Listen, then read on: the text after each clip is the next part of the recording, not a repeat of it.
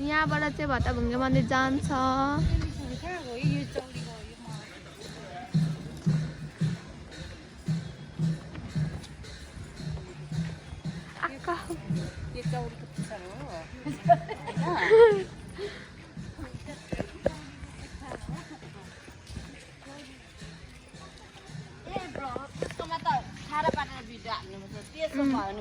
होइन ब्लग त तेस्रोमै बनाउँछ नि त। जङ्गल पनि छ नि है।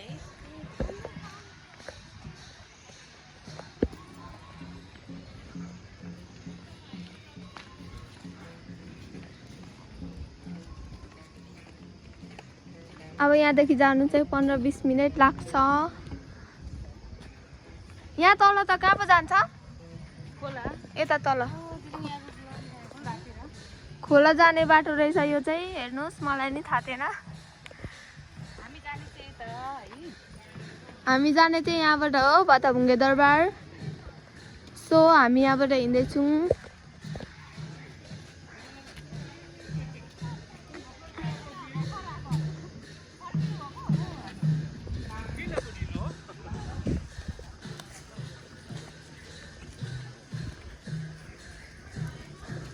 यहाँ देख्न सक्नुहुन्छ हामी दुईजना हिँड्दैछौँ।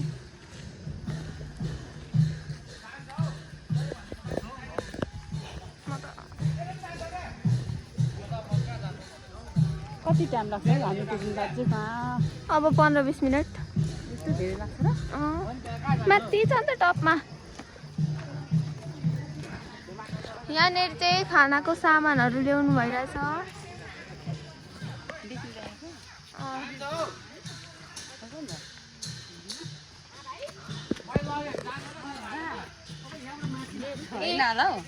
यहाँ रक्सीहरू छ।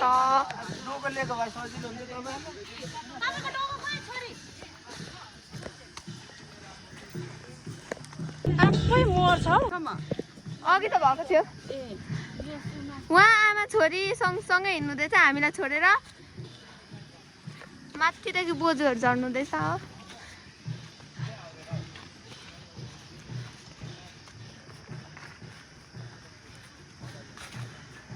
हेर्नु न, यसरी क्लिक गरिराख्यो भने धेरै उज्यालो आउँछ क्या। हो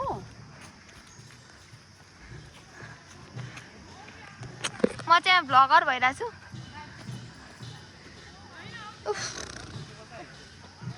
गर्मी छ हौ गाइजहरू।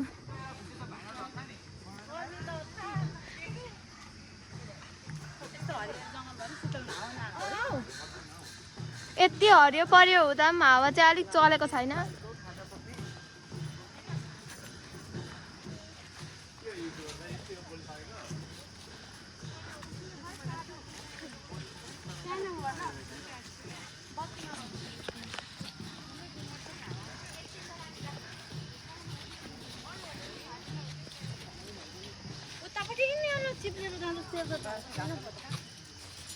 यहाँदेखि चाहिँ छेउछेउमा हिँड्यो भने लडिन्छ है गाइजहरू।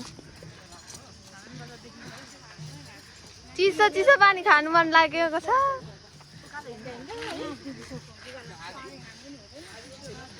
मेरो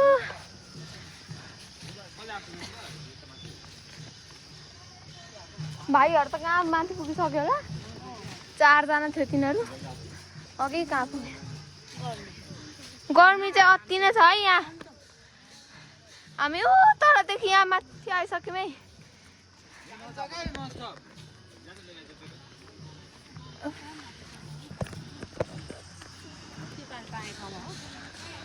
होइन माथि हो। आकाउ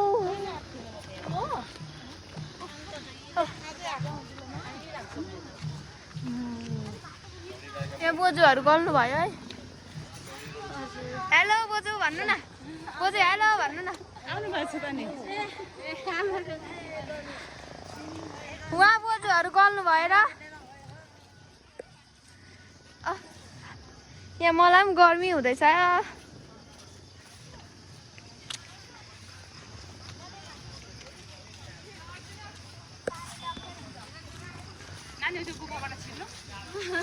केही हुँदैन। छिर्देऊ त त्यहाँ गुफाबाट। त्यहाँबाट छिर्नु त। छिरो नानी ना यहाँ बहिनी चाहिँ गुफा छिर्यो है निक्लिसक्यो यहाँदेखि उसलाई मजा आयो अरे यहाँ उभिएर फोटो खिचिदिनु पर्यो एउटा हुन्छ अहिले अब माथि नाचेको बनाउनु अलिकति पुग्ने बेलामा खिच्नुपर्छ हो यसलाई चाहिँ अब यहाँ चाहिँ सुरुमा भत्ताभुङ्गे मन्दिर सानो आउँछ त्यसपछि त्यहाँदेखि सिधै गयो भने साकेला नाच्ने भत्ताभुङ्गे दरबारहरू आउँछ है गाइजहरू यहाँ पनि साइकलको गुफा छ यहाँ साइकल रेसिङ गर्नेहरू अङ्कलहरूले बनाउनु भएको सो हट छ हौ यहाँ त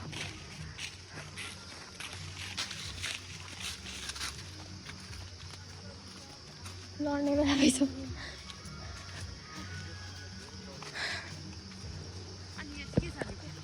यहाँ त खोइ के छ यहीँ होला हौ नाच्ने त गाइज आई थिङ्क यहाँ होला है नाच्ने चाहिँ माथि हो नाच्ने चाहिँ तर पनि यहीँ हो जस्तो लाग्यो उहाँलाई हिँड्नु गाह्रो परिरहेछ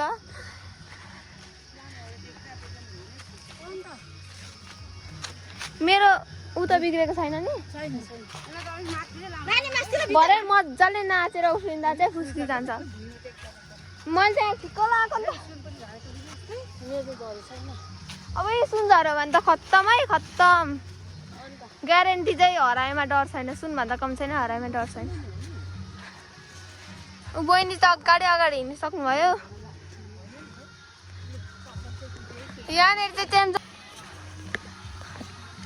तर हामी चाहिँ यो यहाँ होइन हामी चाहिँ यताबाट सिधै माथि जानुपर्ने हुन्छ यता हिँड्नुहोस् यता यु क्यान हेर्नु सक्नुहुन्छ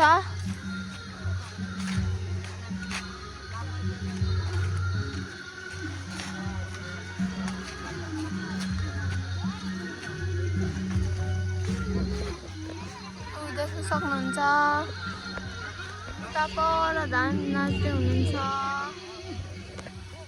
म चाहिँ फर्किएँ ल गाइस किनकि हामीले चाहिँ जानुपर्ने हुन्छ ढिलो भइसक्यो त्यही भएर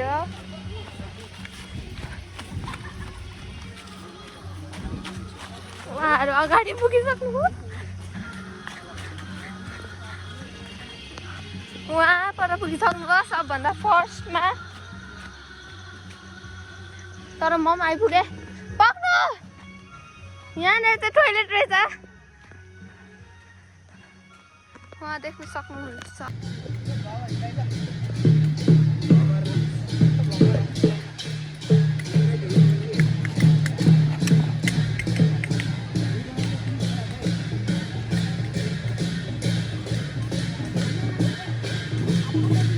गले म त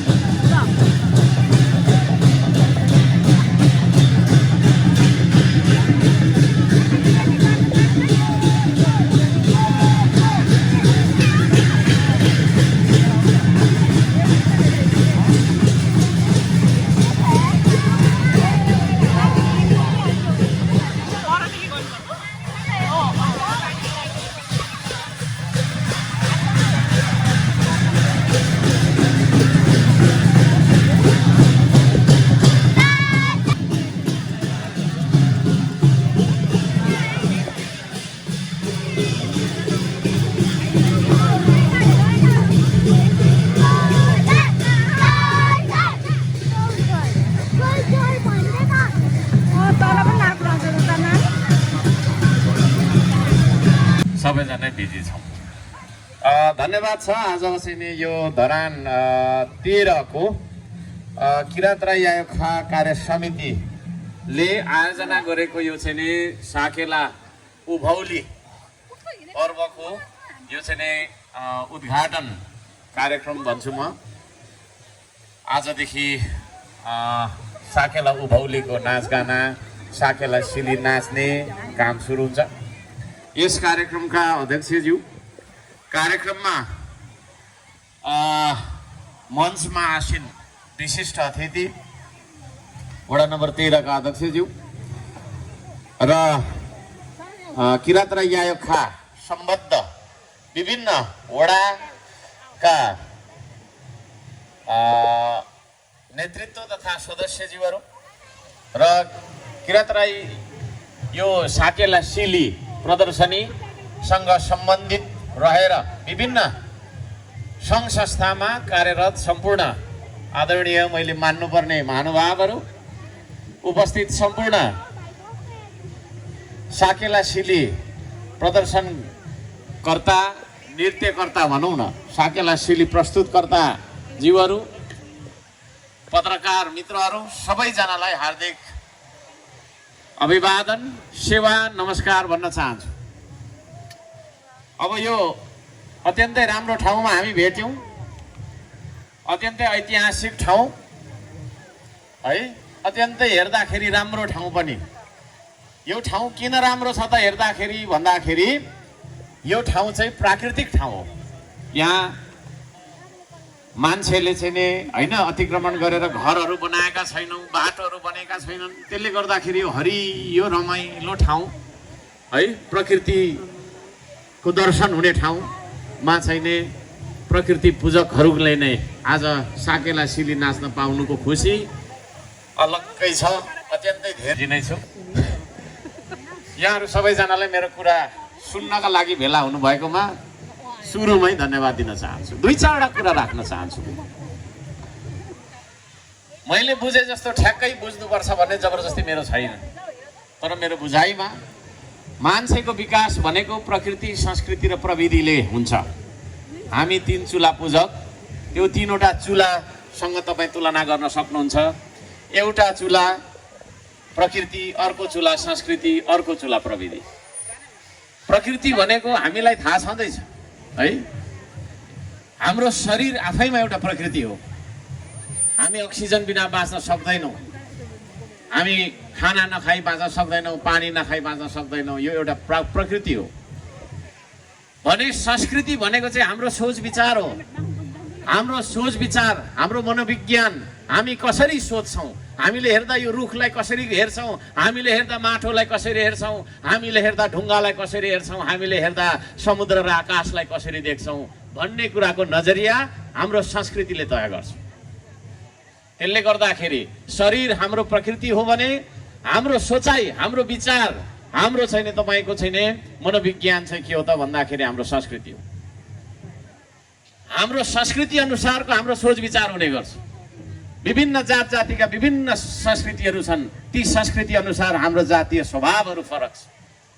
त्यसो भएको कारणले गर्दाखेरि हामीले बुझ्नुपर्ने कुरा के छ भन्दाखेरि प्रकृति र संस्कृति दुईटा मिलेर हाम्रो शरीर बन्यो, हाम्रो जीवन बन्यो। हामीले छमछम्ती नाचेर देखाउनु परिरहेको छ। हामीले चाहिँ हाम्रो संस्कृतिलाई, हाम्रो चाहिँ जातिलाई, हाम्रो सभ्यतालाई जीवित राख्नका लागि प्रयास गरिराख्नु परेको छ। त्यो प्रयास हामीले आज यहाँ गर्न सकिरहेका छौँ। म धरान 13 का तपाईँको चाहिँ वडा कार्य समितिलाई यो अर्थमा धेरै धेरै धन्यवाद दिन चाहन्छु। हार्दिक बधाई दिन तपाईँले प्रयास गर्नु। अन्य वडाबाट कलाकारहरू आउनुभएको छ, इभन मलाई बोलाउनु सबैजनालाई